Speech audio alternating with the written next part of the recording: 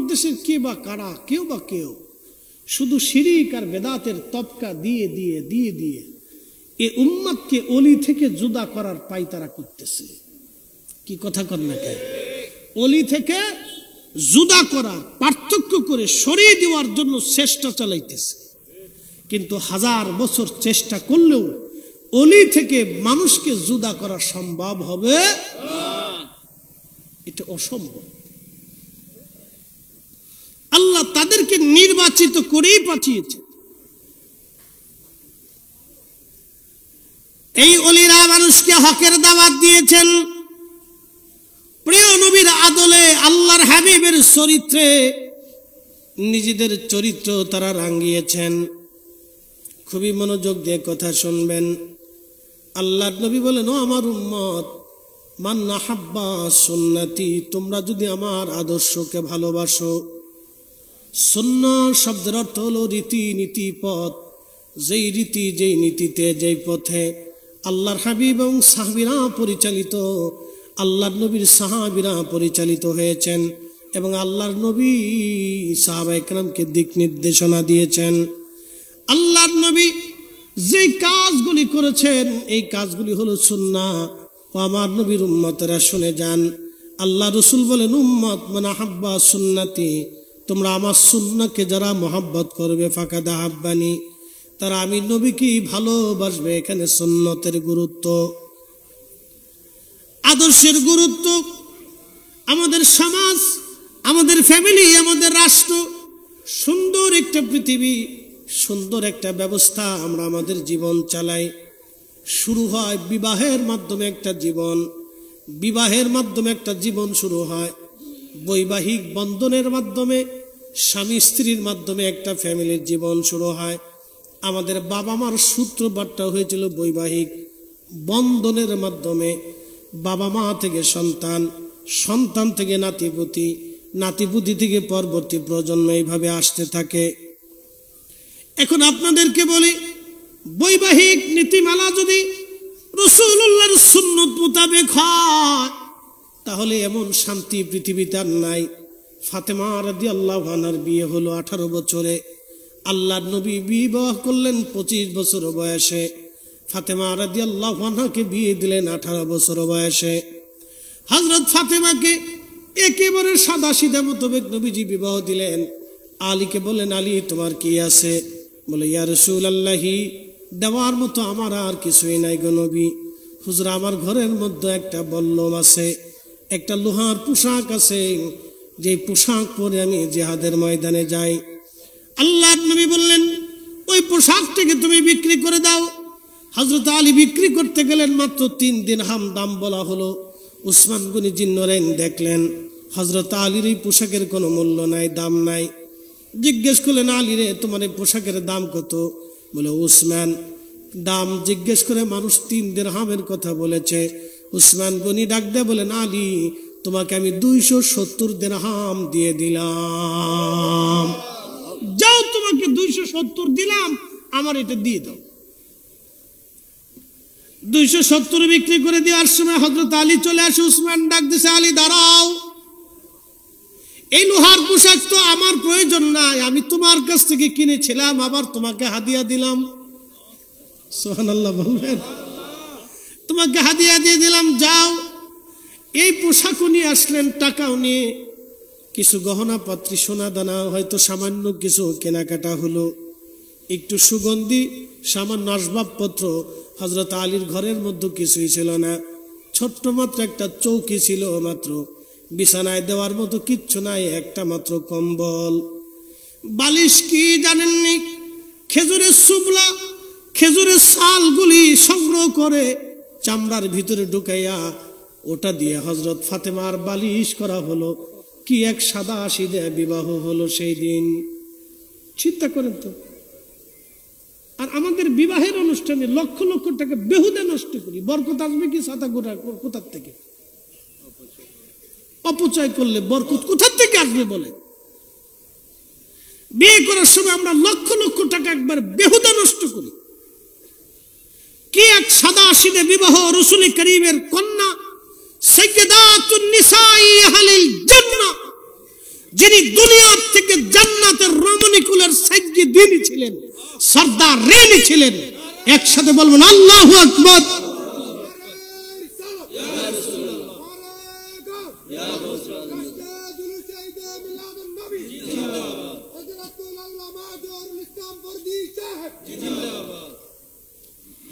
একবারে সাদা সিধে বিবাহ।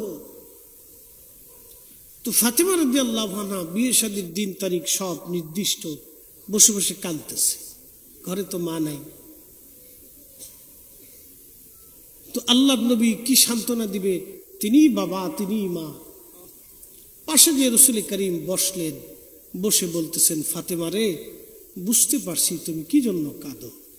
আমি ইচ্ছা করলে মক্কার সবচেয়ে ধনী পরিবারে তোমাকে বিবাহ দিতে পারতাম। শোনেন, মেয়ের জন্য ছেলে কিভাবে নির্বাচন করবেন তাও রাসূল শিখিয়ে দিয়ে গেছে। আপনারা অনেক সময় পয়সা করি অনেক দেখেন, ছেলে গাঁজা খায় না, চরিত্র ভালো না, লম্পট না, লুচ্চা, এটা দেখেন না, পরে যে অশান্তি পাবে। আল্লাহ রাসূল ছেলে কিভাবে নির্বাচন করবে রাসূল করিম তাও শিখিয়ে দিয়ে গেছে। পাশে বসে ফাতেমা কাঁদতেছে, রাসূল করিম বললেন, ফাতেমা রে, আমি ইচ্ছা করলে তোমাকে মক্কার মদিনার সবচেয়ে ধনী পরিবারে বিবাহ দিতে পারতাম, কিন্তু জানো আমার আলী প্রথম বালকের মধ্যে ইসলাম কবুল করছে। সুবহানাল্লাহ। জাহিলিয়াতের কোন কুফরি, কোন অপবিত্রতা, কোন শরাবি খারাবি নাফাকি আমার আলীর শরীরকে স্পর্শ করে নাই। না না, একসাথে বলবেন আল্লাহু আকবার। তার চরিত্রের সার্টিফিকেট আমার রাসূল মেয়ের পাশে বসে বসে দিচ্ছে, ফাতেমা রে, আমার আলীর শরীরে জাহিলিয়াতের কোন নাপাকি আমার আলীর শরীর স্পর্শ করে নাই। ফাতেমা, তোমার স্বামীর ব্যাপারে আমার নিজস্ব পছন্দ না, এটা আমার আল্লাহ নিজে পছন্দ করছে। High high high. ফাতেমা রাদিয়াল্লাহু আনহা চোখের পানি মুছে ফেললেন। শেষ। ফাতেমা বুঝে ফেলছেন আমার এই বিবাহটা শুধু আমাদের ইচ্ছাই হয় নাই, ও মালিকের ইচ্ছাই হয়েছে। আল্লাহু আকবার। জোরে বলবেন না আল্লাহু আকবার। প্রিয় উপস্থিতি, ফটিকছড়ির মুসলমান, কি চমৎকার বিবাহ সেই দিন, কিন্তু একেবারে সাদা সিধা মসজিদের মধ্যে বিবাহের পছন্দ মানে ইজাব কবুল হয়ে গেল। আল্লাহর নবী সামান্য কিছু খেজুর মসজিদের মধ্যে বিতরণ করে দিলেন। আমিরা হামজা রাদিয়াল্লাহু আনহা, নবীজির চাচা হযরত ফাতেমার দাদা, দাদা এসে বললেন, আমার নাতির বিয়ে হবে আর অলিমা হবে না, এটা কেমন হয়? তিনি একটা উট জবাই করে নাতির অলিমা দিয়ে বিবাহের পরে অলিমা খাওয়াইয়া নাতির জন্য তিনি আনন্দ করেছিলেন যে না, আমার নাতনির বিয়ে হবে, অলিমা ছাড়া কেমনে হয়। তিনি নিজে উট জবাই দিয়ে নাতির বিবাহের পয়গাম অর্থাৎ এই আনন্দটা করেছিলেন। হযরত ফাতেমা এই শুকর, এই কৃতজ্ঞতা কোনোদিন ভুলেন নাই। শহীদ হয়ে যাওয়ার পরে প্রত্যেক জুমাতে ফাতেমা রাদিয়াল্লাহু আনহা আমিরা হামজা রাদিয়াল্লাহু আনহার মাজারে যাইয়া প্রত্যেক জুমাতে জুমার নামাজের পরে উটের পিঠে চড়ে হাউদে চড়ে হযরত আমিরা হামজা রওজার পাশে যে দূরে দাঁড়াইয়া জিয়ারত করে তিনি দোয়া করে আসতেন। একবার জোরে বলা যাবে কি মারহাবা। এই ভালোবাসা ফাতেমা জীবনেও কোনোদিন ভুলেন নাই। যতদিন বেঁচে ছিলেন ততদিন দাদার প্রতি কৃতজ্ঞ হয়ে তিনি মাজার শরীফ জিয়ারত করতে যাইতেন। আর আমরা নাতিরা দাদা মরে গেলেও আর খোঁজই নেই, দাদি মরে গেলে ওটা খোঁজই নেই। কিন্তু এমনও দেখা যায় যে সন্তানের চাইতে দাদা দাদিরা নাতিরে বেশি ভালোবাসে। কি কথা ঠিক কিনা? সন্তানের চাইতে বেশি ভালোবাসে। সন্তানের মহব্বতটা নাতিদের প্রতি চলে যায়। আপনি একটু কেয়ার করে দেখবেন, প্রত্যেক দাদা দাদির ভালোবাসাটা সন্তান থেকে নাতির প্রতি বেশি চলে যায়। কিন্তু এই দাদা দাদির কথাগুলি নাতিরা ভুলে যায়, এই নানা নানির কথাগুলি নাতি নাতনিরা ভুলে যায়, তারা মনে রাখে না। এটার নাম অকৃতজ্ঞতা, এটার নাম বেঈমানি। আমাদের আঞ্চলিক ভাষায় বলেন নিমক হারামি। প্রিয় মুসলমান আমার, তাহলে বিবাহিক মাধ্যমে আমাদের জীবন শুরু হলো। এই বিবাহটা যেন আমাদের নবীর চরিত্রে, নবীর আদর্শে, নবীর সুন্নতে, সাহাবায়ে কেরামের সুন্নতের মধ্যে হয়। একবার জোরে বলা যাবে ঠিক না বেঠে? আচ্ছা, রাসূল করিম তো ছেলে পছন্দ করলেন কি দেখা? চরিত্র দেখা। রাসূল করিম সাল্লাল্লাহু আলাইহি সাল্লাম ফরমান, আমার উম্মত কিয়ামতের মাঠে আল্লাহ সব নেকিগুলি ওজন দিবে, কিন্তু বান্দার উত্তম চরিত্রটা কিয়ামতের ময়দানে বেশি ওজন হয়ে যাবে। সুবহানাল্লাহ। উত্তম চরিত্র। আমাদের দেশে কিছু মানুষ আছে দেখবেন বেহুদে বকাবকি করে, আছে না ভাই? একবারে বেহুদে বকাবকি, বেহুদে উচ্চবাচ্য, বেহুদে এক বদ চরিত্র। এগুলি হচ্ছে পারিবারিক শিক্ষা। ছোট্ট কাল থেকে বাচ্চাদেরকে উত্তম চরিত্র বলা হিসেবে গড়ে তোলানোর জন্য তাদেরকে ব্যবহার, ভাষা, আচার আচরণ সন্তানদেরকে শিখায় শিখায় বড় করতে হয়। রাসূল করিম সাল্লাল্লাহু আলাইহি সাল্লাম মেয়ে বিবাহ দিলেন হযরত আলীর সাথে। আলীকে গরিব মানুষ, কিন্তু আল্লাহর নবী তার পয়সা দেখেন নাই, চরিত্র দেখছেন, তাকওয়া দেখছেন, ঈমান দেখছেন। তাকওয়ার ঈমানদারিত্ব চরিত্র দেখা রাসূল করিম তার সাথে মেয়ের বিবাহ দিয়েছেন। হযরত ওমর রাদিয়াল্লাহু আনহু ঘুরতে ঘুরতে ঘুরতে ঘুরতে মরুভূমিতে গেছে। তো সাধারণত মরু অঞ্চলে তো বেদুইনরা বাস করত। বেদুইন কারা? অত্যন্ত হীন দরিদ্র মানুষ। আমাদের দেশে আঞ্চলিক ভাষায় বলে বাইদ্যে ছিল না আগে। বিভিন্ন নৌকায় টৌকায় দিয়ে ঘুরিয়ে ঘুরিয়ে এখানে যাইতো ওখানে যাইতো, সাপের খেলা দেখাইতো, সিঙ্গা লাগাইতো, এই বিভিন্ন তাবিজ কবজ হাবিজাবি দিয়ে ওরা এই মানুষের ভক্তি ভক্তি দিয়ে কিছু পয়সা করে রুজি করে ওরা টুং টুং পাইতে সংসার চালাইতো। আমাদের দেশে বলতাম আমরা আঞ্চলিক ভাষায় বাইদ্যে, বেরাজ্যে, চট্টগ্রামে বেরাজ্যে, আমাদের ফরিদপুরের ভাষাকে বাইদ্যে। তো এই বেরাজ্যে বাইদ্যে এটা হলো আমাদের আঞ্চলিক ভাষার। আরবে বলে বধূ, বেদুইন। তো এই বধূ অঞ্চলে হযরত ওমর রাদিয়াল্লাহু আনহু ঘুরতে ঘুরতে ঘুরতে ঘুরতে গেছে। রাত গভীর লক্ষ্য করলেন যে এই একটা ঘরের মধ্যে টঙের মধ্যে মিটমিট করে আলো জ্বলতেছে। তো হযরত ওমর রাদিয়াল্লাহু আনহু ধীরে ধীরে কাছে গেলেন। এই বাইদ্যের ঘরের পাশে দাঁড়াইয়া চুপচাপ দাঁড়ায় রয়েছেন, দেখি ভিতরে কি হয়। খলিফাতুল মুসলিমিন, তো ভিতর থেকে এক মহিলার আওয়াজ আসতেছে, মা, মেয়েরে দুধের সাথে একটু পানি বেশি করে মিশাও। আচ্ছা, আপনারা একটু বলেন তো, আমাদের দেশে কি দুধের সাথে পানি মিশানো বন্ধ হইছে? কথা বুঝেন না মনে হয়। দুধের সাথে পানি মিশানো কি বন্ধ হইছে? আমের সাথে ফরমালিন মিশানো কি বন্ধ হইছে? ফলের সাথে 2 নম্বরই মিশানো কি বন্ধ হইছে? খাবারে ভেজাল কি বন্ধ হইছে? এগুলি করে কারা? কুত্তায় না মানুষে? তাহলে তারা মানুষ হইল কেমনে বলেন তো? তারা কি করে মানুষ হইল? যারা মানুষের খাবারে ভেজাল মিশায়, বিষ মিশায়, তারা মানুষ হয় কেমনে? মুসলমান পরে আসেন, মাসে তো মানুষই হই নাই। কি কথা কর না, বুঝলেন? মানুষ হয় নাই, মুসলমান তো আরো পরে আসে। আল্লাহ বলছে, লা তামুতুন্না, মৃত্যুবরণ করিও না, ইল্লা ওয়া আনতুম মুসলিমুন, মুসলমান না হয়ে তুমি কবরে আইসো না, আসলেই বিপদ।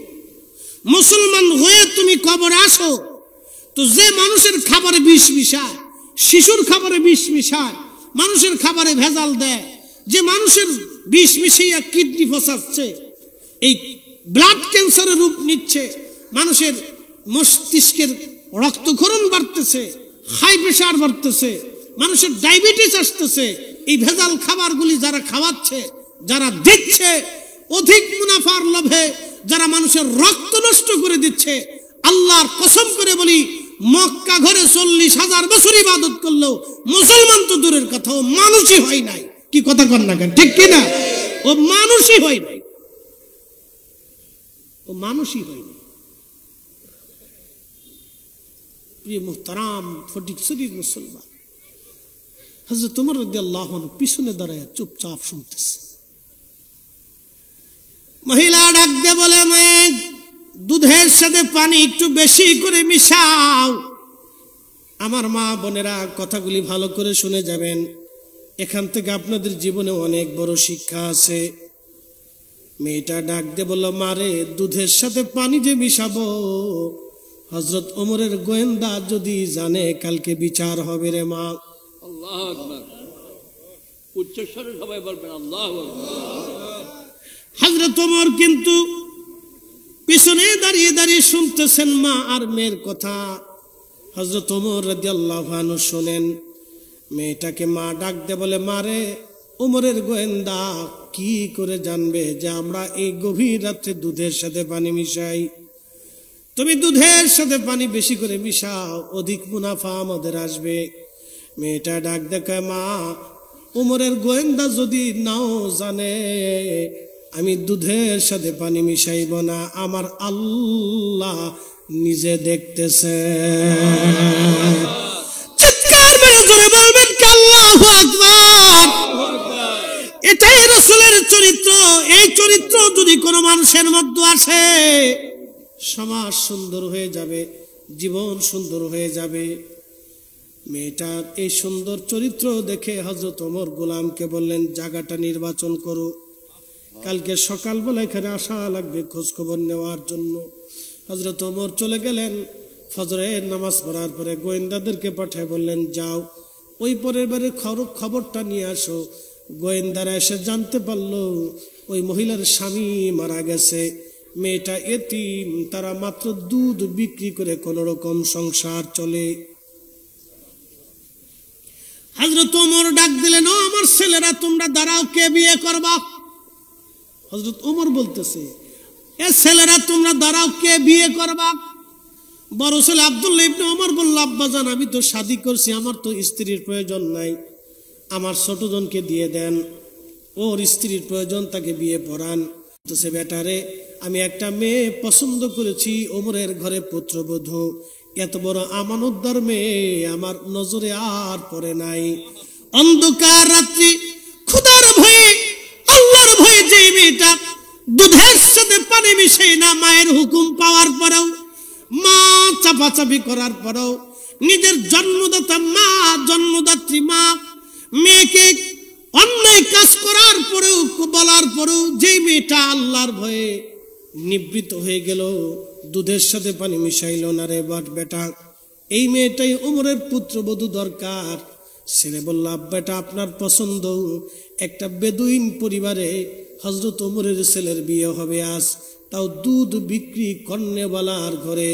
হযরত ওমর খলিফাতুল মুসলিমিন, কত বিরাট খলিফা। বর্তমানে Iraq, Iran, Oman, Yemen, Qatar, Dubai, Lebanon, Libya, Syria, Jordan, Saudi Arabia আর মরক্কো থেকে শুরু করে লিবিয়া, লেবানন থেকে শুরু করে পৃথিবীর বিরাট একটা অংশের খলিফা ছিলেন হযরত ওমর।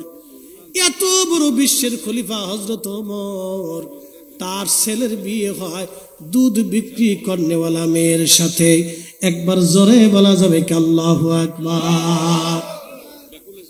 পয়সা করি দেখা না চরিত্র দেখা? জোরে বলেন।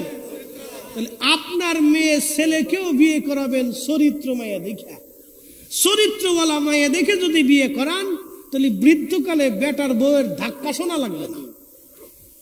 কথা বুঝাইতে পারছি আপনাদেরকে? যদি আপনার সন্তানকেও চরিত্রওয়ালা মেয়ে দেখে বিয়ে করান, তাহলে বৃদ্ধকালে আপনাকে বেটার বউয়ের ঝাড়ি শুনতে হবে না, ধাক্কা দেখে লাগবে না, ঘরে অশান্তি লাগবে না। এর চাইতে সুন্দর পরামর্শ আমার কাছে আর নাই। এর চাইতে সুন্দর পরামর্শ আমার কাছে আর নাই। বৃদ্ধকালে আপনাকে বৃদ্ধাশ্রমে যেতে হবে না। যদি এরকম আমানতওয়ালা মেয়ে দেখে বিয়ে করান, যে গভীর রাত্রিবেলাও আল্লাহর ভয়ে দুধের সাথে পানি মিশাই না, এটা অনেক বড় আমানতওয়ালা মেয়ে। রাসূল করিম সাল্লাল্লাহু আলাইহি ওয়াসাল্লাম ফরমান, হে আমার উম্মত, কিয়ামতের পূর্ব সময়ে আমানতের খেয়ানতি এত পরিমাণে ডিমোশন হবে, উম্মত দাউল আমানা, আমানতের খেয়ানত চলতে থাকবে, আমানতের খেয়ানত চলতে থাকবে, এত পরিমাণে আমানতের খেয়ানত হবে যে বাবা ছেলেকেই বিশ্বাস করতে পারবে না। কথা তো আজকে সত্য। অনেক বাবা তার ছেলেকে বিশ্বাস করতে পারে না যে ওর নামে যে জমির আমি লিখে দিব, ও কি জমি রাখবে না বিক্রি করে দিবে, কোনো গ্যারান্টি নাই। ওর নামে যে আমি সম্পদ লিখে দিব, তো সম্পদ লিখে যে দেওয়ার পরে ও আমাকে ঘরে রাখবে না ঘর থেকে বের করে দিবে, কোনো গ্যারান্টি নাই। আহা, কতটুকু ডিমোশন হলে, চরিত্রের ডিমোশন হলে একটা বাবা সন্তানকে বিশ্বাস করতে পারতেছে না। আমাদের চারিত্রিক সামাজিক ভাবে কতটা ডিমোশনে গেলে একটা বাবা কলিজার টুকরা মা সন্তানকে বিশ্বাস করতে পারতেছে না। এটা আমাদের সামাজিক ব্যর্থতা, ব্যক্তিগত ব্যর্থতা, পারিবারিক ব্যর্থতা। আমরা পারি নাই রাসূল কারীমের চরিত্রে নিজের চরিত্র রাঙ্গাইতে, পারি নাই খুলাফায়ে রাশিদিনের চরিত্র রাঙ্গাতে। রাসূল কারীম বলেছেন, ফাআলাইকুম বিসুন্নতি, তোমরা আমার আদর্শকে অনুসরণ করবে, ও সুন্নাতিল খুলাফায়ের রাশিদিন আল মাহদিন, আমার খুলাফায়ে রাশিদিনের চরিত্র তোমরা গ্রহণ করবে। একসাথে বলা যাবে মারহাবা। কিন্তু আমরা করতেছি না। এখানে আমরা অনেক বড় ব্যর্থ, আমাদের জীবন অনেক ব্যর্থ। প্রিয় উপস্থিতি আমার, হাজরাতে ওমর রাদিয়াল্লাহু আনহু চরিত্র তো শুনাইলাম। এখন বলবেন হুজুর, ওই মেয়ের সাথে হযরত ওমরের ছেলের বিবাহ দিয়ে লাভ হইল কি? এবার আসেন পরিচয়টা দিয়ে যাই। ওই মেয়ের গর্ভে আল্লাহ আরেকটা মেয়ে দান করেছিলেন, ওই মেয়ের গর্ভে আল্লাহ আরেকটা মেয়ে দান করেছিলেন। সেই মেয়ের গর্ভে আল্লাহ একটা ছেলে দিয়েছিলেন। এই ছেলের নাম পৃথিবীর সর্বপ্রথম মুসলমানদের প্রথম মুজাদ্দিদ, মুসলমানদের দ্বিতীয় ওমর, ওমর ইবনু আব্দুল আজিজ রাহিমাহুল্লাহ। একবার জোরে বলা যাবে আল্লাহু আকবার। তেলের গাড়ি তেলে চলি, হাওয়ার গাড়ি হাওয়ায় উড়ে, বিনা তেলে চালায় গাড়ি নবী সুলাইমান। আমরা সেই মুসলমান, আমরা সেই মুসলমান। রক্ত কথা বলে, রক্ত কথা বলে, রক্ত কথা বলে। ওই মেয়ের রক্তে এমন একটা সন্তান আল্লাহ দিয়েছিলেন, ওমর ইবনে আব্দুল আজিজ। পৃথিবী বিখ্যাত একজন আলেম। এখানে অনেক উস্তাজুল আসাতি যারা বসে আছেন, যার ছাত্র হওয়ার যোগ্যতা আমার নাই, সোজা হিসাব, ছাত্র হওয়ারও যোগ্যতা নাই। পৃথিবীর একজন বিশ্ববিখ্যাত আলেম, তার নাম আব্দুল্লাহ ইবনে মুবারক। পৃথিবী বিখ্যাত আলেম, বাবার নাম ছিল মুবারক। তিনি একজন কৃতদাস ছিলেন, কৃতদাস। তুর্কি এক ধনাঢ্য জমিদার ব্যক্তির কৃতদাস ছিলেন, অনেক বিরাট সম্পদের মালিক, কিন্তু মুসলিম। হযরত মুবারক রাহমাতুল্লাহ আলাইহি মালিকের বাড়ি গেলেন। মালিক থেকে ডাক দিল, মুবারক, আমার বিরাট বড় বড় ফলের বাগান, আনারের বাগান, আঙ্গুরের বাগান, আর খেজুরের বাগান, আর এই মালটার বাগান। মুবারক, তুমি পাহারা দিবা। হযরত মুবারক রাহমাতুল্লাহ আলাইহি পাহারা দিতে লাগলেন। 6 বছর পর মালিক গেছে। একসাথে বলবেন মারহাবা। কয় বছর পরে মালিক গেছে? 6 বছর পরে। আমাদের দেশে কোনো দোকানদারে যদি ওই কি বলে সেলসম্যান হেল্পার রাইখে দিয়ে মালিক যদি চলে আসে, ভালো করে বিক্রি করিস, যান বিক্রি করবানি, 6 মাস পরে দেখে যে দোকানের মাল নাই, কি হয়েছে রে, খুব শেষ। বুঝতে পারছেন? ও মনে করছে মালিক মেরে দিলে আমি বেঁচে গেলাম। ও বুঝে না যে মালিক বাঁচলে আমি বাঁচলাম। কি কথা ঠিক কিনা? তো 6 বছর পরে মালিক গেছে। যাই বলতেছে মোবারক আমারে একটু টক আনার এনে খাওয়াও। তো মোবারক আনার এনে দিছে, আনার মিষ্টি। বলে বেটা রে, আনার আনতে বললাম, টক তুই আনলি মিষ্টি, কি করে বুঝবো কোনটা মিষ্টি কোনটা টক? 6 বছর ধরে তুই বাগান পাহারা দিস, তুই জানিস না কোনটা টক কোনটা মিষ্টি? মালিক আপনি তো বাগান পাহারা দিতে কইছেন, খাইতে তো বলেন নাই। আমি 6 বছরে একটা ফলও খেয়ে দেখি নাই। একসাথে বলবেন আল্লাহু আকবার। এটা মুসলিম।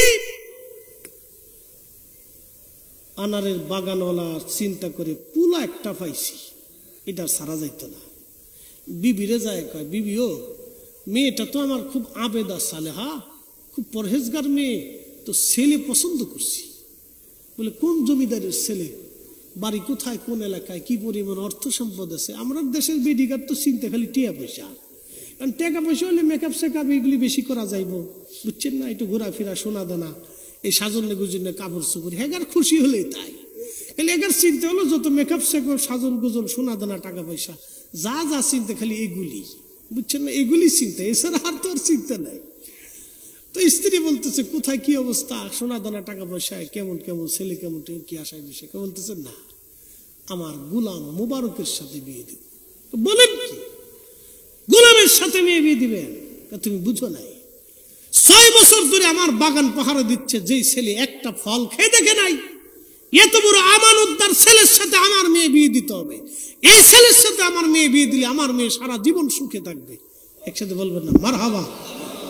আমরা ছেলে পছন্দ করি কোনটার পয়সা পয়সা বেশি আছে, এই সেই ঘোড়ার ডিম, পরে যদি গাঁজা খায়। কথা বুঝতে পারছেন? পরে লেগে যায় যুদ্ধ, বিগ্রহ, অশান্তি, বিশৃঙ্খলা। এই জন্য চরিত্র দেখতে হবে, আগে চরিত্র দেখতে হবে যে ঠিক আছে কিনা। শোনেন, ওই 2 বান্দার এবং বান্দির গর্ভে আল্লাহ একটা ছেলে দিলেন, তার নাম আব্দুল্লাহ ইবনে মুবারক।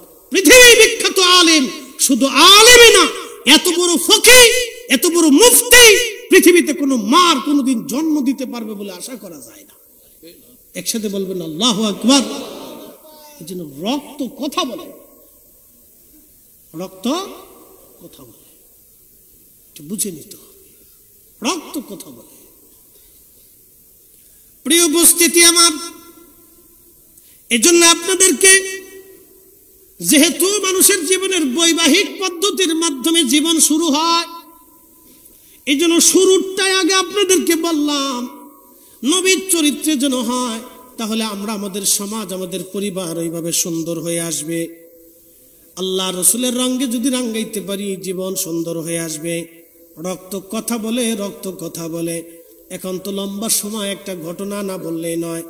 পৃথিবী বিখ্যাত আল্লামা ইমাম জৌজি উয়ুনুল হাকায়াতের মধ্যে একটা ঘটনা লেখেন। হযরত আল্লাহর ওলি শাকিক ইবনে ইব্রাহিম বলখি রাহমাতুল্লাহ আলাইহি অনেক বড় দরজার একজন আল্লাহর বুজুর্গ ওলি ছিলেন। শাকিক বলখি বলতেছেন, আমি হজ করার জন্য মক্কাতুল মুকাররমা ইরাক থেকে রওনা করলাম। আমাদের কাফেলা কাদেসিয়া যাওয়ার পরে, কাদেসিয়া যখন গেলাম তখন দেখলাম কাফেলার পাশে একটা সুদর্শন যুবক, সুন্দর তার চেহারা, এতই নুরানি, এতই সুন্দর, দেখে আমি মোহিত হয়ে গেলাম। কিন্তু চিন্তা এসে গেল, সুন্দর যুবকরা তো ফিতনার কারণ হয়, এত সুন্দর যুবক আমাদের কাফেলায় কারণ কি? শাকিক বলখি বললেন, আমি মনে মনে চিন্তা করলাম আমি তাকে নসিহা করব, উপদেশ দিব। তার কাছে যেয়ে তাকে সালাম দিলাম। সালাম দেওয়ার সঙ্গে সঙ্গে যুবক আমাকে ডাক দিয়ে বলল, শাকিক বলখি, আপনি কি কোরআনের সেই বিধান পড়েন নাই? কিছু কিছু ধারণা মিথ্যায় পর্যবসিত হয় এবং এটা পাপের কারণ হয়ে যায়। শাকিক বলখি চিন্তায় পড়ে গেলেন, হাই হাই, আমি তারে চিনি না, সে আমারে চিনে না, কিন্তু আমার নাম কি করে জানলো? আমি অন্তরে মনে মনে চিন্তা করলাম তাকে নসিহত করব। তার সৌন্দর্যের প্রতি আমি তাকে সন্দেহ করলাম। আমি ভাবলাম সে ফিতনায় জড়িয়ে যাবে, ফিতনাগ্রস্ত হবে। আমি এই চিন্তা করে তাকে নসিহত করতে গেলাম, কিন্তু আমার মিথ্যা ধারণা যে ভুল, সে কোরআন দিয়ে আমার অন্তরের খবর কি করে বলে দিল। মাজরত অবস্থায় যুবক থরথর থরথর করে কাঁপতেছিল। আমি তখন বুঝতে পারছি সে বুজুর্গ যুবক, আল্লাহর ভয়ে নামাজে দাঁড়ায় অন্ধকারে যে থরথর করে কাঁপে, তার অন্তরে কি পরিমাণে আল্লাহর ভয় কল্পনাও করা যায় না। কথা বলেন ঠিক না বে ঠিক? অন্তরে কি পরিমাণে আল্লাহর ভয়, আল্লাহর কোরআন বলল, ইন্নামাল মুমিনুনাল্লাযীনা ইযা যুকিরাল্লাহু ওয়াজিলাত কুলুবুহুম। মুমিন তো তারাই যাদের অন্তরে আল্লাহর স্মরণ আসার সঙ্গে সঙ্গে অন্তরগুলি আল্লাহর ভয়ে থরথর থরথর করে কাঁপতে থাকে। যুবক থরথর থরথর করে কাঁপতেছে আল্লাহর ভয়ে, আর চোখের পানিগুলি ঝরে ঝরে পড়তেছে নামাজে। শাকিব বলখি রাহমাতুল্লাহ আলাইহি বললেন, আমার জীবনে এত সুন্দর নামাজ আমি কাউকে পড়তে দেখি নাই, এত মধুর নামাজ, এত দীর্ঘ, এত সুন্দর নামাজ আমি জীবনে কাউকে দেখি নাই। তার নামাজ দেখে দেখে আমি মোহিত হয়ে গেলাম এবং তার নামাজের দিকে আমি দীর্ঘ সময় পর্যন্ত তাকায় রইলাম। এত সুন্দর নামাজ আমি জীবনেও কাউকে দেখি নাই। যে এত সুন্দর নুরানি চেহারার বালক যুবক যে এত সুন্দর নামাজ পড়ে আমি জীবনেও দেখিনি। তা আমি চিন্তা করলাম আমি তার কাছ থেকে একটু দোয়া নেই, তার প্রতি যে একটা বিদ্বেষ আসছিল, দোয়া নিয়ে আসি। তো দোয়া নিতে গেছি, সালাম দিলাম। সে আমাকে বলল, শাকিব বলখি, তুমি কি সেটা আল্লাহর পক্ষ থেকে জানো নাই যে আল্লাহর পক্ষে আল্লাহর জন্য ইবাদত করে এবং তওবা করে আল্লাহ তার জীবনের গুনাহকে মাফ করে দেয়? একসাথে বলবেন আল্লাহু আকবার। আমি আরো আশ্চর্য হলাম যে আমার অন্তরের হালতটা সে কি করে বলে দিচ্ছে। আমি অন্তরে চিন্তা করতেছি আর সে শুধু বলার আগে আমার উত্তর দিয়ে দিতেছে। এই লোকটাকে, যুবকটাকে আমি আরো চিন্তিত হয়ে গেলাম। কিছুক্ষণ পরে আবার তাকে হারিয়ে ফেললাম। আবার কয়েকদিন পরে তাকে দেখলাম এক কুয়ার পাশে দাঁড়ায় দাঁড়াইয়া সে পানি উঠানোর জন্য তার কাঠের যে পিয়ালা আছে পিয়ালা দিয়ে চেষ্টা করতেছে। তা আমি দূরে দাঁড়ায় লক্ষ্য করে দেখি যুবক করে কি। কিছুক্ষণ পরে দেখলাম তার কাঠের পেয়ালাটা পড়ে গেল। কাঠের পেয়ালাটা পড়ে যাওয়ার পরে আমি এখন চিন্তা করলাম, দেখি এখন সে করে কি। কাঠের পেয়ালাটা কুয়ার মধ্যে পড়ে গেল। পরে যাওয়ার পরে যুবক আসমানের দিকে তাকায়, আল্লাহ আল্লাহ, আমি ক্ষুধার্ত হলে তুমি আমার জন্য খাবার পাঠাও, আমার তৃষ্ণা লাগলে তুমি আমার জন্য পানি পাঠাও। রব, আমার পানির পেয়ালা কুয়ার মধ্যে পড়ে গেছে, আল্লাহ তুমি এই পেয়ালা আমারে দয়া করে ফেরত দিয়ে দাও। সুবহানাল্লাহ বলবে। এই কথা কে বলতে পারে আল্লাহকে? দুঃসাহস কার আছে যে আল্লাহকে পছন্দ করেছে, আল্লাহ যাকে কবুল করেছে, আল্লাহ যাকে তার ওলি বানিয়েছে, আল্লাহ যাকে মঞ্জুর করে নিয়েছে, আল্লাহকে বলে আল্লাহ আমার এই কাঠের পেয়ালা পড়ে গেছে, এটা ফেরত দিয়ে দাও। শাকিব ইবনে ইব্রাহিম বলকি বলতেছেন, আমি আশ্চর্য হয়ে দেখলাম কুয়ার নিচ থেকে পানি উঠে একেবারে কুয়া ভরে গেল। উপচি উপচিয়ে পানি পড়তে লাগলো, কাঠের পেয়ালা ভেসে উঠলো, ওই পেয়ালা দিয়ে পানি পান করলো, ওযু করে সে নামাজে দাঁড়াই গেল। লা খাউফুন আলাইহিম ওয়ালা হুম ইয়াহজানুন, চিন্তাও হবে না, ভয় হবে না। কখন? যদি আপনি নিজের চরিত্রকে রাসূলের চরিত্রে রাঙ্গাইতে পারেন। সুবহানাল্লাহ। কি কথা বলেন, ঠিক না বেঠিক? যদি নিজের রাসূল করিমের আদর্শে নিজের আদর্শকে রাঙ্গাইতে পারেন তো লা খাউফ, কোনো ভয় নেই।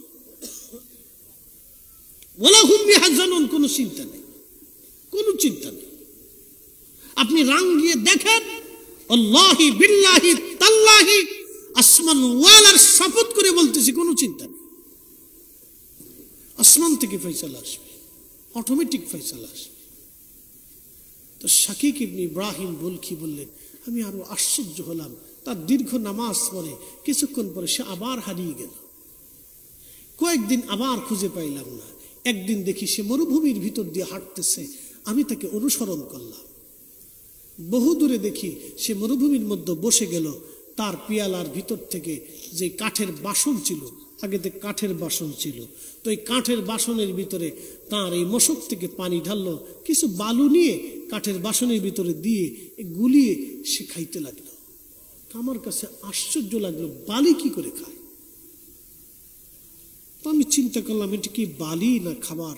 খাবারের প্রতি সন্দেহ আসলো।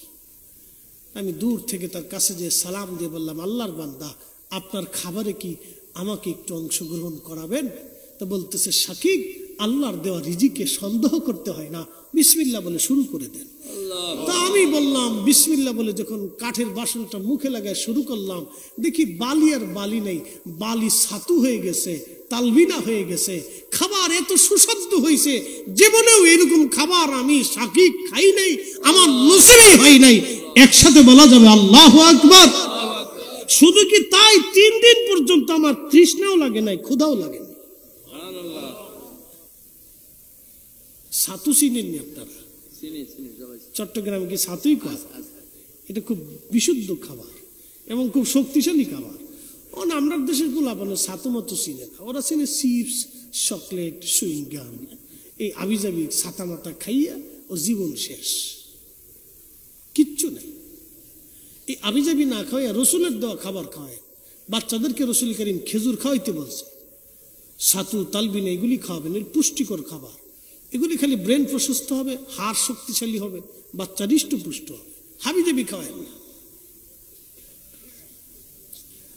হাজরাতে শাকিক বলকে বললেন, আমি আশ্চর্য হয়ে গেলাম, খাবারের ভিতরে এতই লজ্জত, এতই স্বাদ, এতই মজা, জীবনেও এত মজার খাবার আমি খাই নাই। আমি তাকে আবার হারিয়ে ফেললাম। মক্কাতুল মুকাররমায় গেলাম, আমি তাওয়াফ করতেছি, এমন সময় দেখলাম ওই সুন্দর যুবক তাওয়াফ করে, কিন্তু হাজার হাজার মানুষ তার সাথে মুসাফা করে, তার সাথে মুআনাকা করে, তার কাছ থেকে দোয়া নেয়, তাকে সালাম দেয়। আমি আশ্চর্য হলাম, কি ব্যাপার? মক্কায় আসার পরে হাজার হাজার মানুষ তাকে ঘিরে ধরলো, এই যুবকটাকে তার পরিচয় নেওয়ার দরকার। তো মক্কাবাসী যারা ছিল তাদেরকে ডাক দিয়ে বললাম, হে মক্কাবাসী, তোমরা কি যুবকরে চিনো? কে এই যুবক, তার পরিচয় কি?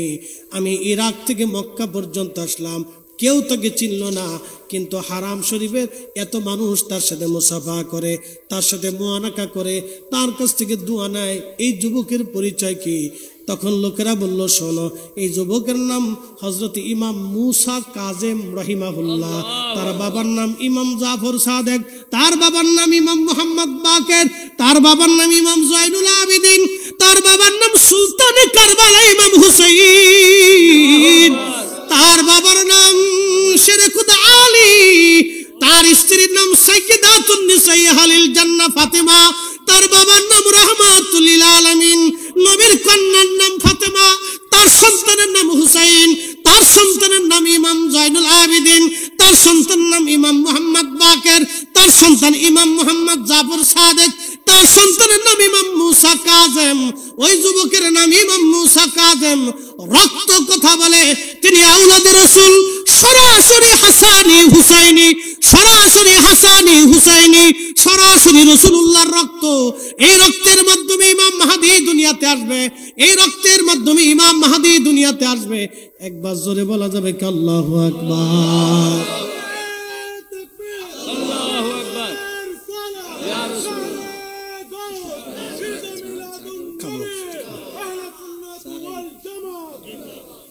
এই রক্তে হুজুর গাউসে পাক মহিউদ্দিন আব্দুল কাদের জিলানী, সুবহানাল্লাহ, কি বাড়ি যাইয়া ওনার পরিচয়টা নিয়ে যান। এই রক্তে, এই রক্তে, এই রক্ত ধারা অনুযায়ী হুজুর গাউসে পাক মহিউদ্দিন আব্দুল কাদের জিলানী, তো রক্তের ওজন কত এবার বুঝে, রক্তের দাম কত বুঝে যান, বুঝতে পারছেন? এই জন্য আপনাদেরকে অনুরোধ করব, সূচনাটা যেন বিশুদ্ধ হয়, বৈবাহিক বন্ধনটা যেন রসুলের তরিকায় হয়, তাহলে আমাদের পরিবার সুন্দর হবে। পরিবার সুন্দর হলে সমাজ সুন্দর হবে। আমাদের জীবন আমরা রসুলের চরিত্রে রাঙ্গাইতে পারবো, গঠন করতে পারবো। সূচনাটা যেন বিশুদ্ধ হয়। আমার অনুরোধটা হলো, এত দীর্ঘ আলোচনাটা শুধু একটা কথা বলার জন্য, যে আমাদের এই সূচনাটা যেন, বিসমিল্লাহটা যেন বিশুদ্ধ হয়। অনুরোধ করব, বৈবাহিক পদ্ধতিটা যেন রসুল করিমের সুন্নাহ মোতাবেক হয়, এর ভিতরে যেন কোনো বেহাপনা না ঢুকে, বিশৃঙ্খলা না ঢুকে। চেষ্টা করবেন বিশুদ্ধ রাখার জন্য, বিশৃঙ্খলা যাতে না ঢুকে। আল্লাহ বিশৃঙ্খলা থেকে আমাদেরকে দূরে থাকার তৌফিক দিক। উপস্থিতি কলিজার টুকরো যুবক ভাইয়েরা যারা শাদী করেন নাই, আগামীতে করবেন, আমার বোনদেরকে বলবো যারা আগামীতে যাদের বৈবাহিক বন্ধনটা আসবে তারাও যেন বৈবাহিক বন্ধনের সময় শর্তগুলি দিয়ে নেন, যে বিশৃঙ্খলা যাতে না হয়। আমি আপনার ঘরে যাব ঠিক আছে, যেন আপনার ঘরে আমি যে বিশৃঙ্খলার শিকার না হই। যাব বটে, কিন্তু আমাকে যেন পণ্য সামগ্রীর মতো প্রদর্শনী বানাই দিয়েন না, কুরবানির গরুর মতো প্রদর্শনী বানায় না। বলে হুজুর এটা কি? বিয়ে করে বউ নিয়ে আসছেন আপনি, কুরবানির পশুর মতো বউ সবাইকে দেখাইতে হবে, কারণটা কি? ছি ছি ছি ছি, লজ্জা শরম তো করা উচিত। একবারে গলায় মালা টালা পরে কুরবানির পশু যেভাবে সাজায় গুজায় তেল টেল মালিশ করে দিয়ে একবারে হাটে বাজারে প্রদর্শনী করতেছে না, দাম কত হাঁকানোর জন্য। আপনার স্ত্রী বিয়ে করে আনার জন্য সাজিয়ে গুজিয়ে অন্য বেটাকে দেখাইতে হবে কেন? কথা বুঝেন নাই মনে হয়? বুঝে যেত। অন্য পুরুষ আপনার স্ত্রী দেখবে কেন? অন্য বেটাকে দেখানোর জন্য তো আপনার স্ত্রী আপনি সাজিয়ে রাখবেন না। এই জন্য সূচনাটা বিসমিল্লাহর জন্য আমাদের ওই রাসূল করিমের মহান আদর্শের সাথে মিল রেখে হয়। আমরা চেষ্টা করবো এটা করার জন্য। প্রত্যেক মুরব্বী বাবার দায়িত্ব থাকবে এগুলি পর্যবেক্ষণ করা এবং এগুলি মুরব্বীদের সাথে বসে শর্ত করা, যেন বৈবাহিক পদ্ধতিটা আল্লাহ বরকতময় করে দেন।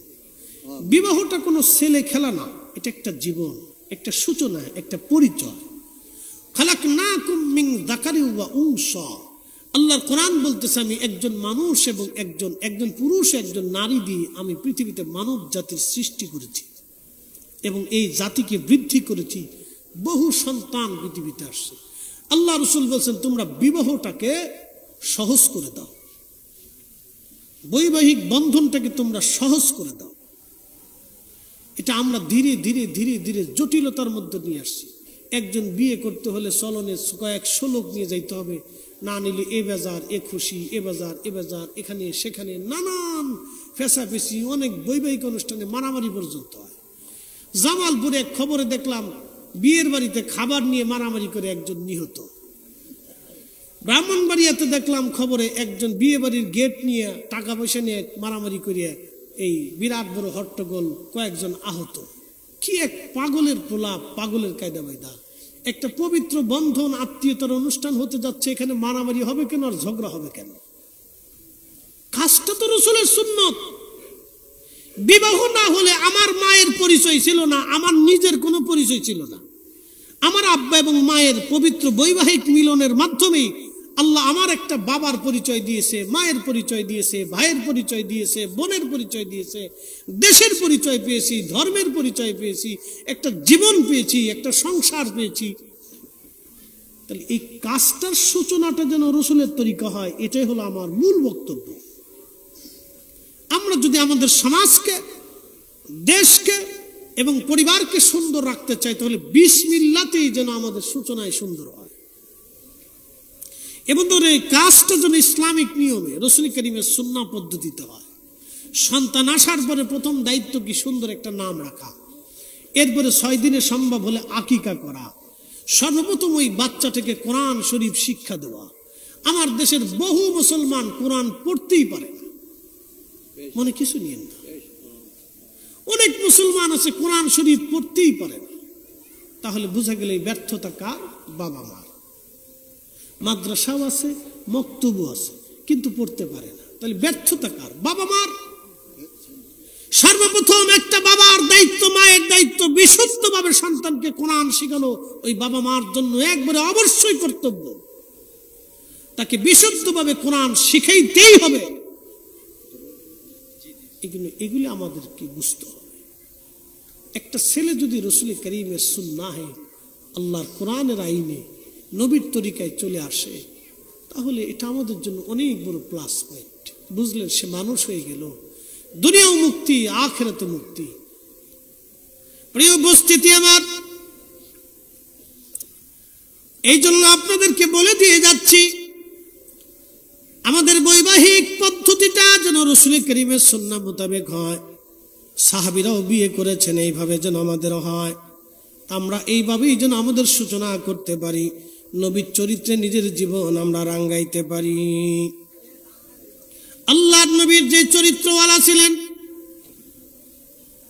মধুর চরিত্র নবীজির, ব্যবসা কেমনে করবেন নবী শিখিয়ে দিয়েছেন, সংসার কিভাবে করবেন আল্লাহর নবী শিখিয়েছেন, স্ত্রীর সঙ্গে কিভাবে সময় দিবেন আল্লাহর নবী শিখিয়েছেন, হাট বাজার কেমনে করবেন সেভাবে শিখিয়েছেন, সন্তান লালন পালন কেমনে করবেন আল্লাহর নবী শিখিয়ে দিয়েছেন।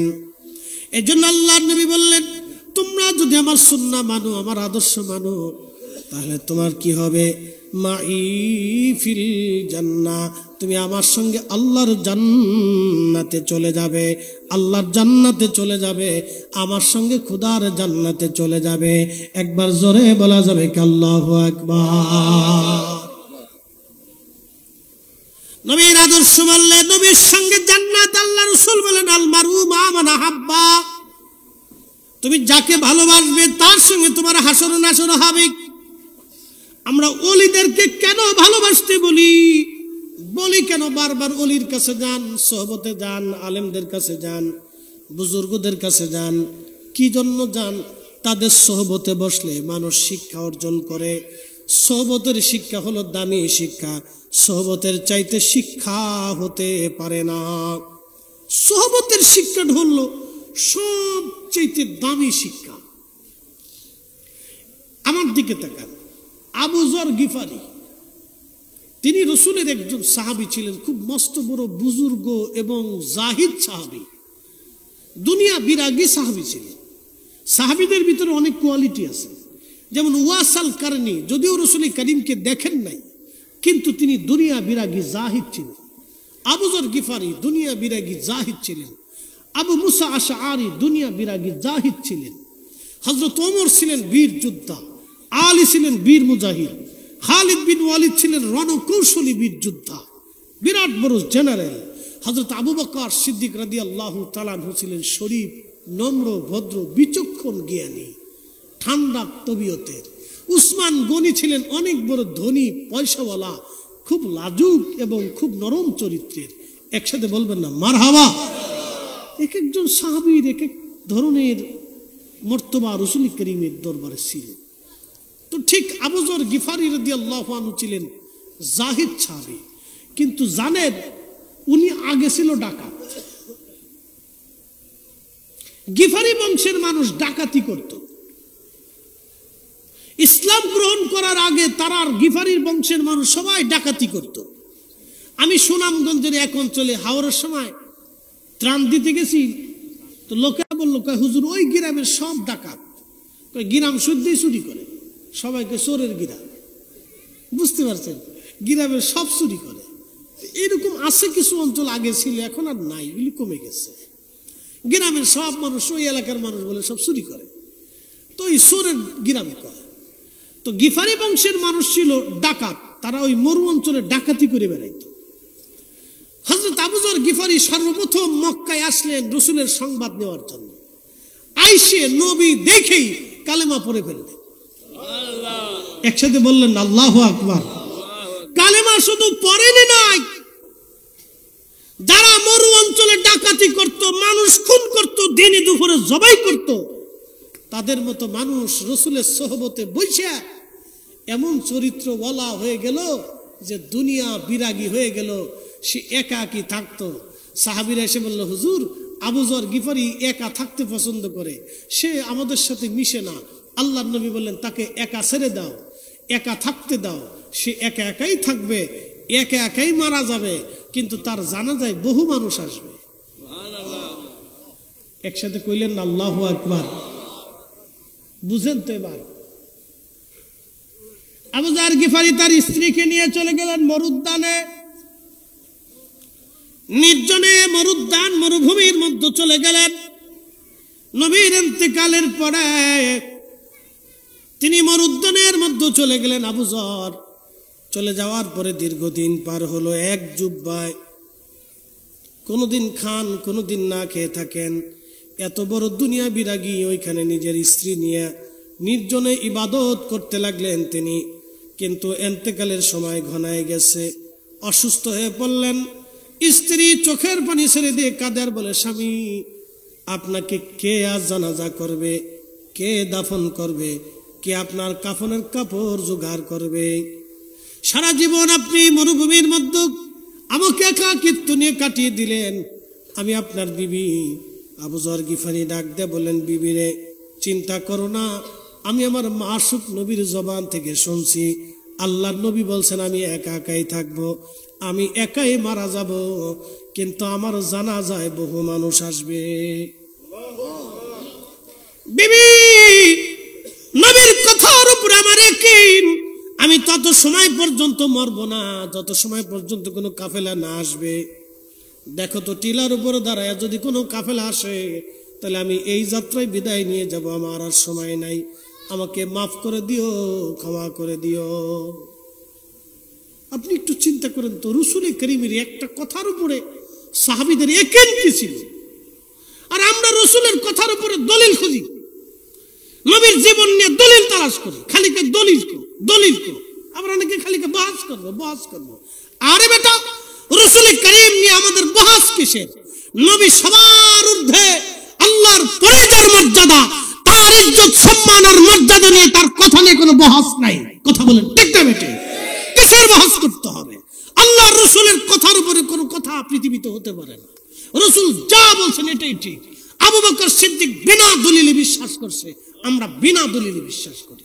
আবু যর গিফারির মতো সাহাবী বলতেছে, রাসূল বলেছে আমি একা মারা যাব, একাই মারা যাব, আমার জানাজায় বহু লোক আসবে, দেখো কোনো কাফেলা আসে কিনা। হযরত আবু যর গিফারির স্ত্রী টিলার উপরে দাঁড়ায় দেখতেছেন দূরে একটা কাফেলার দৃশ্য দেখা যাচ্ছে, বলতেছে স্বামী কাফেলা দেখা যাচ্ছে, বলে তাহলে শোনো আমার বিদায়ের পালা এসে গেছে।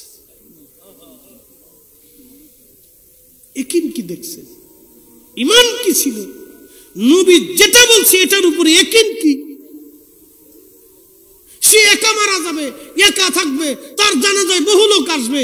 আল্লাহ রাসূল তার ইন্তেকালের বছরের পর বছর আগে রাসূল তার ভবিষ্যৎবাণী করে দিয়ে গেল, একসাথে বলা যাবে না আল্লাহু আকবার। নবীর ইলম নিয়ে আমাদের প্রশ্ন করার কোনো যুক্তিকতা আছে? আমার দেশের এক ভাই তো বলবে এই যে সব শিরকি কথা, রাসূল এগুলি কোনো বিষয় জানেন না, নবীর কোনো ক্ষমতা নেই, বলে দিচ্ছি। আর ১৬ লক্ষ সাহাবীর আকীদা ছিল আল্লাহু ওয়া রাসূলুহু আ'লাম, আল্লাহ জানে, নবী জানে, আল্লাহ জানে, রাসূল জানে। একসাথে বলবেন না আল্লাহু আকবার। ১৬ লক্ষ সাহাবীর আকীদা, একজন না, ১৬ লক্ষ সাহাবী নবী করিম সাল্লাল্লাহু আলাইহি সাল্লাম অতীত বর্তমান ভবিষ্যৎ, মাটির উপরে মাটির নিচে, আসমানের উপরে আসমানের নিচে কোন বিষয়ে প্রশ্ন করলে সাহাবায়ে কেরাম উত্তর দিতেন আল্লাহু রাসূলুহু আ'লাম। কবরে কি হচ্ছে জানো? আল্লাহু রাসূলুহু আ'লাম। অতীতে কি হয়েছিল জানো? আল্লাহু রাসূলুহু আ'লাম। আসমানে কি আছে জানো? আল্লাহু রাসূলুহু আ'লাম। আল্লাহর এই বিষয়ে জানো? আল্লাহু রাসূলুহু আ'লাম। কবরের এই বিষয়ে জানো? আল্লাহু রাসূলুহু আ'লাম। কিয়ামতের এই বিষয়ে তোমরা জানো? আল্লাহু রাসূলুহু আ'লাম। ভবিষ্যৎ, অতীত, বর্তমান সব বিষয়ে সাহাবায়ে কেরাম একই কথা বলছেন আল্লাহু রাসূলুহু আ'লাম। আল্লাহ জানে, নবী জানে, আল্লাহ জানে, নবী জানে, আল্লাহ জানে, নবী জানে। আমরা যখন বলি আল্লাহ জানে, নবী জানে, আমরা শিরকি বেদাতি হয়েছি। আর উন্ডা এসে এখন আমরা শিরকি বেদাতি বানাই, উন্ডা বিরাট বড় একবারে হক্কানি ঠক্কানি ফক্কানি বহুত কিছু বইলি একবারে নিজের লেবেল লাগাই দিচ্ছে। খুব সুন্দর, পাবলিকে মনে করছে মা হুজুরের পাগড়ি সুন্দর, চেহারাও সুন্দর, চেহারার পাগড়ি দেখে কি কিয়ামতের ময়দানে আল্লাহ বিচার করবে? এগুলি দেখে বিচার হবে না। মোহতারাম উপস্থিতি, বুঝে যাওয়াটা জরুরি। আবু যর গিফারি রাদিয়াল্লাহু আনহু জানাজায় যিনি উপস্থিত হয়েছিলেন এবং তার ওই কাফেলার যিনি প্রধান ছিলেন, তিনি এই উম্মতের সর্বশ্রেষ্ঠ মুফতি হযরত আব্দুল্লাহ ইবনে মাসউদ রাদিয়াল্লাহু আনহু, তিনিও কাফেলা নিয়ে আসলেন। আবু যর গিফারি ইন্তেকাল করলেন, এসে দেখলেন আবু যর গিফারি রাদিয়াল্লাহু আনহু। নবীর এই কথা তিনারও স্মরণ হয়ে গেল। জানাজার কাপড়, উত্তম কাপড় দিয়ে তার কাফন দাফনের ব্যবস্থা করে তার জানাজা হলো, দাফন হলো। হযরত আব্দুল্লাহ ইবনে মাসউদ রাদিয়াল্লাহু আনহু এক জমাত সাহাবায়ে কেরাম নিয়ে সফর করার সময় তিনি ওই তার জানাজা ওইভাবে পড়িয়েছিলেন। এক মরুভূমির ভিতরে তার জানাজার নামাজ হলো, অনেক মানুষের উপস্থিতিতে। কে পড়াইলেন? হযরত আব্দুল্লাহ ইবনে মাসউদ। সুসংবাদ কে দিয়েছিলেন? রাহমাতুল লিল আলামিন, সুবহানাল্লাহ, আল্লাহর কসম করে বলি, নবী পাকের একটা কথাও পৃথিবীর আকাশ ভেঙে যাবে, তো সাগর শুকিয়ে যাবে, পৃথিবী পড়ে যাবে, নবীর কথা কখনোই মিথ্যা হবে না। কথা বলেন ঠিক না বেঠে? ইয়াকিন রাখতে হবে, একবারে পরিপূর্ণ বিশ্বাস রাখতে হবে। এই পরিপূর্ণ বিশ্বাস রাখতে যে সুমাইয়া রাদিয়াল্লাহু আনহার জীবন চলে গেছে, হযরতে ইয়াসার রাদিয়াল্লাহু আনহুর জীবন চলে গেছে, বেলাল রাদিয়াল্লাহু আনহুর পিঠের চামড়া চলে গিয়েছে, খাব্বাব রাদিয়াল্লাহু আনহুর পিঠের গোশত উঠিয়ে ফেলে দেওয়া হয়েছে, তারপরে তারা বিশ্বাস ছেড়ে দেয় নাই। সাহাবায়ে কেরাম সংসার ছেড়েছে, দেশ ছেড়ে দিয়েছে, সম্পদ ছেড়ে দিয়েছে, নবী পাকের প্রতি বিশ্বাস তাদের ছেড়ে আসে। আমাদেরকে ওইভাবে ইয়াকিন রাখতেই হবে, আহলে সুন্নাতুল জামাতি হক। কথা বলেন ঠিক না বেঠে? এটাই চূড়ান্ত ফয়সালা। এখন কে এই জামাতে থাকবে, কে থাকবে না, সেটা তার ব্যক্তিগত বিষয়। কেউ থাকলেও এটা হক, না থাকলেও এটা হক। আহলে সুন্নাতুল জামাত কোন ব্যক্তিকে দিয়ে পরিচালিত না, এটা আল্লাহ রসুলের জামাত। এজন্য সাহাবায়ে কেরামের জামাত, আউলিয়া কেরামের জামাত। কথা বলেন ঠিক না বেঠে?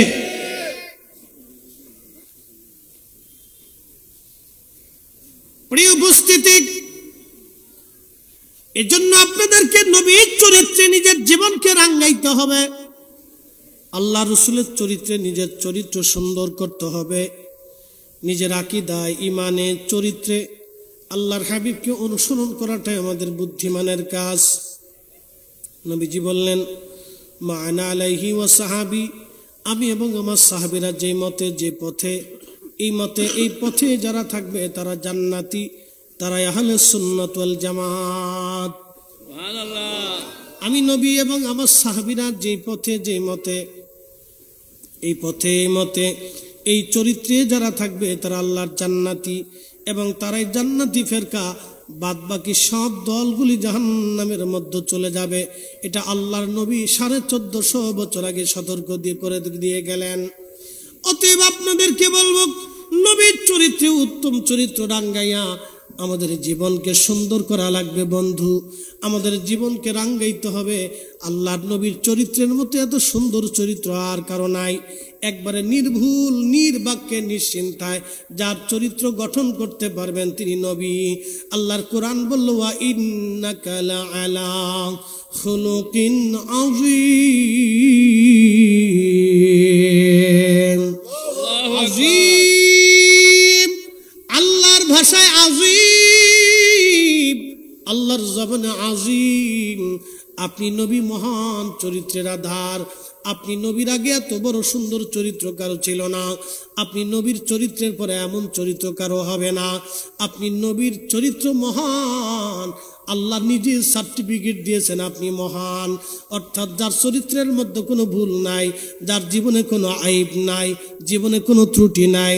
আল্লাহর কোরআন বলল, ইউযাক্কিকুম, আপনি পবিত্র করনেওয়ালা। উম্মতকে পবিত্র করার জন্য আপনাকে পাঠিয়েছি। কামা আরসালনা ফীকুম রাসূলাম মিনকুম ইয়াতলু আলাইকুম আয়াতিনা ওয়া ইউযাক্কিকুম ওয়া ইউআল্লিমুকুমুল কিতাবা ওয়াল হিকমাতা ওয়া ইউআল্লিমুকুম মা লাম তাকুনু তা'লামুন। হুজুর, আপনাকে পাঠিয়েছি, আপনাকে পাঠিয়েছি। কি কারণে নবী গো? আপনি দুনিয়ার মধ্যে যাবেন, আপনার কাজ হলো উম্মতকে আমার আয়াত সমূহ তেলাওয়াত করে শোনাবেন। আয়ুযাক্কিকুম, আপনার উম্মতকে আপনি পবিত্র বানাবেন, আপনি পাক বানাবেন, সাফ বানাবেন। এখন আপনারা বলেন, পানি মানুষকে পবিত্র বানায়। এখন এই পানি যদি নাপাক হয় তাহলে ওযু হবে না। কি কথা ঠিক কিনা? পানি যদি নাপাক হয় তাহলে ওযু হবে না, আপনি পবিত্র হবেন না। কারণ পানি আপনাকে পবিত্র করার জন্য আল্লাহ পাঠাইছেন। ওই পানি যদি নাপাক থাকে তাহলে আপনার পবিত্র হইলেন না। অতদ্রুপ আল্লাহর নবীকে আল্লাহ উম্মত পবিত্র বানানোর জন্য পাঠাইছে। এখন নবী যদি নাপাক হয় তাহলে উম্মত পাক হবে না। এই জন্য আল্লাহর নবী নিজে বানানোর জন্য আল্লাহ তার রসুলকে পাঠিয়েছে। এই জন্য আমার দেশে রসুলের ভুল যারা ধরে ওরাই নাফরমান। ওরা কি নাফরমান। তার একদল আছে বুকে হাত বেঁধে নামাজ পড়ে, এরা তো ডায়েরি কি বলে মুহাম্মদ আমাদের মতো মানুষ বিদায় মুহাম্মাদের জীবনে ভুল ছিল। হাই হাই হাই, রসুলের জীবনে যারা ভুল ধরে তাদের অবস্থা কি হতে পারে, কি করুণ পরিণতি তাদের, ভয়াবহ, কি মুশকিল, কি কঠিন পরিস্থিতি তাদের জীবন আসবে যারা আল্লাহ রসুলের চরিত্রকে ভুল ধরে, জীবনকে ভুল ধরে। অথচ তারাই আজকে হক্কানি হয়ে দাবি করে মিডিয়াতে বসে আছে, হাজার হাজার মানুষ তাদেরকে অনুসরণ করতেছে। আপনাদেরকে বুঝে যাওয়াটা জরুরি। শোনেন, আমরা যে চিল্লা ফাল্লা করি সুন্নি সুন্নি সুন্নি সুন্নি করে, একটা মাসালা মনে রাখবেন, সারা জীবনে আপনি নামাজ পড়েন নাই, তওবা করছেন মাফ হবে, জিকির করেন নাই, রোজা রাখেন নাই, হজ করেন নাই, আপনি তওবা করছেন, আল্লাহ আপনাকে মাফ করে দিবে। কিন্তু দরবারে মুস্তফাতে বিয়াদবি হলে লা ইয়াগফিরাল্লাহু লাহু, কোরআন বলতেছে আমি ক্ষমা করব না। এক বাক্যে লা তাবদীলা কালিমাতিল্লাহ, আল্লাহ কালামের পরিবর্তন নাই। ইন্নাকা লা তুখলিফুল মিআদ, আল্লাহর ওয়াদার কোনো খেলাপ নাই। এক বাক্যে এক কথাই শেষ। কিয়ামতের মাঠে আল্লাহর দরজা থেকে উম্মত বিতাড়িত হলে আল্লাহ রসুলের দরজা তার জন্য খোলা থাকবে, কিন্তু নবীর দরজা থেকে উম্মত বিতাড়িত হলে পৃথিবীর সব দরজা তার জন্য বন্ধ হয়ে যাবে। এই কথাটা মনে রাখবেন।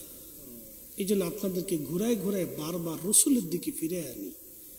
একটা ভুল আপনার জীবনের সব শেষ করে দিবে, একটা কথা আপনার জীবনের সমস্ত আমলকে ধ্বংস করে দিবে। কত কোটি বছর আমল করবেন বলেন তো?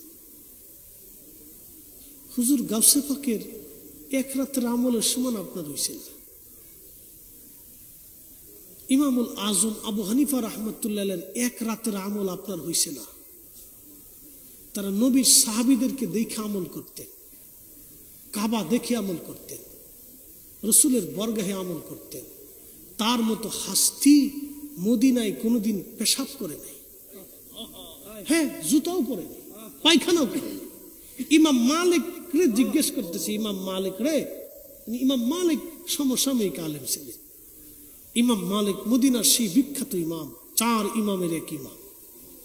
ইমাম মালিক রে বলতেছে, ইমাম বিদায় দাও, মদিনার থেকে চলে যাও। বলতেছে, হুজুর বলেন কি, মদিনাতে মানুষ আসে থাকার জন্য আর আপনি চলে যেতে চাচ্ছেন? বলে, ইমাম মালিক রে, আমি তো একজন মানুষ, আমার আর সহ্য হচ্ছে না। বলে, হুজুর কারণ কি? বলে, আজকে 7 দিন হলো আমি পায়খানাও করি না, পেশাবও করি না। বলে, হুজুর কারণ কি? বলে, বলো তো, যেই মদিনার মাটির ভিতরে রসুল ঘুমিয়ে আছে, আমি নুমান বিন সাবিত ইমাম আজম আবু হানিফার কলেজাতে কি করে সাহস হবে ওই মাটির ভিতরে আমি পায়খানা পেশাব করব? একসাথে জোরে বলা যাবে আল্লাহু আকবার। ওরা রসুলকে তাজিম করেছে, এত বড় বড় হাস্তি রসুলের ইজ্জতের বেলায় আল্লাহকে এইভাবেই ভয় করছে। আর আপনি কোথাকার লেতা খাতার সাথে এক একটা এসে এসে বিরাট বড় মুফতি ফতোয়াবাজ হয়ে গেছে। ইমামুল আজম আবু হানিফা বলতেছেন, আজকে 7 দিন আমি পায়খানা পেশাব করি না। বলে, হুজুর খান কি? বলে, 7 দিনে মাত্র 7টা খেজুর খেয়ে বেঁচে আছি। পানি খান কি? বলে, পানি খাই না, শুধু হাতের মতো আর্দ্রতা নিয়ে চেটে চেটে কোন রকম পিপাসা নিবারণ করে রাখছি, যাতে পেশাবে না ধরে। আমি আর সহ্য করতে পারতেছি না, আমার পক্ষে থাকার সুযোগ নাই। ইমাম মালিক 80 বছর মদিনাতে জুতা পরেন নাই, মদিনার সীমানায় পায়খানা পেশাব করেন নাই, পায়ে কত ফুসকা পড়লো, ঘা হলো, রক্ত ঝরলো, কোনোদিন পরেন নাই। একটাই কথাই, যেই মাটির ভিতরে রসুল ঘুমানো, কি করে সেই মাটির মধ্যে জুতা স্যান্ডেল পরবো, পায়খানা পেশাব করবো, থুতু ফেলবো? আমি ইমাম মালিকের পক্ষে সম্ভব না। আল্লাহর নবী খুশি হয়ে তাদের সাথে 100 বার স্বপ্নে দেখা দিয়েছে। কোন বেদাতের সাথে নবী স্বপ্ন দেখা দেয় না, কোন ভণ্ডের সাথে রসুল স্বপ্ন স্বপ্নে দেখা দিতে পারে না, তারা আশিকে রাসূল ছিলেন বিদায় নবী দেখা দিয়েছে, বিনা দলিলে নবীকে তাজিম করেছে, বিনা দলিলে রাসূল ভালোবেসেছে। কথা বলেন ঠিক না বেটা? আর আপনি খালি দলিল তালাশ করেন, দলিল তালাশ করেন। রাসূলের তাজিমের বেলায় তো দলিল লাগে না, তো নবী নিজেই দলিলওয়ালা, নবী নিজেই ইজ্জতওয়ালা। আল্লাহর পরে যার ইজ্জত, আইব মুক্ত, ত্রুটি মুক্ত, বিনা বাক্যে বিনা চিন্তায় তাকে অনুসরণ করলে জান্নাত। কথা বলেন ঠিক না বেটা? বিনা বাক্যে বিনা চিন্তায় বিনা নির্দ্বিধায় বিনা দলিলে তাকে অনুসরণ করলে খোদার জান্নাত নিশ্চিন্ত। দুনিয়ায় সুখ, মরণে সুখ, সংসারে সুখ, বাজারে সুখ, রাস্তায় সুখ, দেশে সুখ, সব জায়গায় সুখ, জান্নাতে সুখ। আবাদুন আবাদা খালিদিনা ফিহা আবাদা, চিরদিন এক জান্নাতের জন্য নিয়ামত আল্লাহ রেডি করে রাখছে যদি রাসূল মেনে কবরে চলে যাও। মাইয়ুতির রাসূল ফাকাদ আতা আল্লাহ। কোরআনের 114টা সূরা আপনার জিন্দেগি, আপনার জীবন, আপনার সংসার, আপনার স্ত্রী, পুত্র, পরিজন, বাজার ঘাট, দেশ, রাষ্ট্র, বিদেশ যা বলেন আল্লাহর কোরআন এক বাক্যে বলছে, নবী মানলে আল্লাহ মানা হয়ে যায়। না না, জোরে জোরে জোরে জোরে জোরে। নবী মানলে কাকে মানা হয়? নবী মানলে কাকে মানা হয়? আল্লাহ মানা হয়ে যায়। এক বাক্যে আল্লাহ খালাস করে দিচ্ছে, নবী মানলে আল্লাহ মানা হয়ে যায়। পৃথিবী বিখ্যাত বাদশাহ সুলতান মাহমুদ গজনবী মদিনায় যাইয়া শাহী পোশাক খুলে ফেলতেন। নরমাল জুব্বা গায়ে দিয়ে সাদা সিধে পোশাক পরে কাঁধের মধ্যে পানির মশক নিয়ে মদিনায় মসজিদে নববীতে ঘুরতেন আর হাজিদেরকে পানি পান করাইতেন, মদিনার মুসাফিরদেরকে পানি খাওয়াইতেন, মেজবানে রসুলদেরকে পানি পান করাইতেন। তো সুলতান মাহমুদ গজনবী তো কম বড় বাদশা না, গাজনী সাম্রাজ্যের বাদশা। Afghanistan, Pakistan, Iran, Kyrgyzstan, Uzbekistan, Tajikistan, Turkmenistan, Azerbaijan, বিরাট এক অংশ মিলেছিল তার গজনী সাম্রাজ্য। এত বড় সাম্রাজ্যের অধিপতি এক ব্যক্তি চীনে বলতেছে, আপনি কি সুলতান মাহমুদ গজনবী না? বলে হা। শাহী পোশাক খুলে নরমাল পোশাক পরে মশক কাঁধে করে মদিনার মানুষকে পানি পান করাচ্ছেন। বলতেছে, বেটা আল্লাহর বান্দা, তুমি জানো আমি কার দরবারে আসছি? আমি সুলতান মাহমুদ তো গজনীর বাদশা, আর আমি যার দরবারে আসছি দুজাহানের বাদশা।